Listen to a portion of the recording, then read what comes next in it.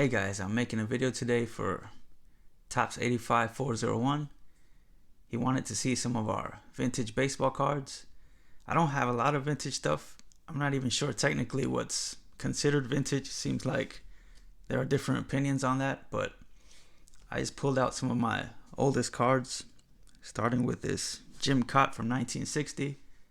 I picked this up many years ago because I became a fan of his during his years as one of the Yankee announcers. I always enjoyed his analysis of the games. Very smart guy, had a lot of great insight and stories.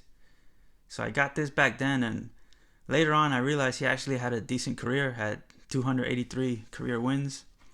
So that's one of my favorite older cards. Next is this Sparky Anderson, 1971 Topps SP.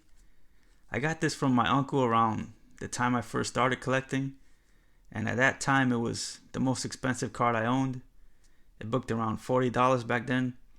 Not sure what it goes for now, probably much less than that, but I wouldn't sell it anyway. I've held on to it all these years because of the story behind it and the memories it brings. Every time I look at it, it takes me back to the time when I just started getting into baseball collecting.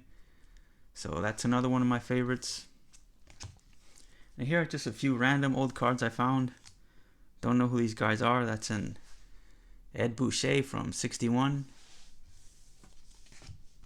A Billy Odell, I believe that's 67. And a Sam Jones from 1960. So again, those were just some random ones I found. And these last few are my overall favorites, despite the fact that they're pretty beat up. But here's a 1969 Clemente. 1973, that one's really banged up. And here's this one from 61.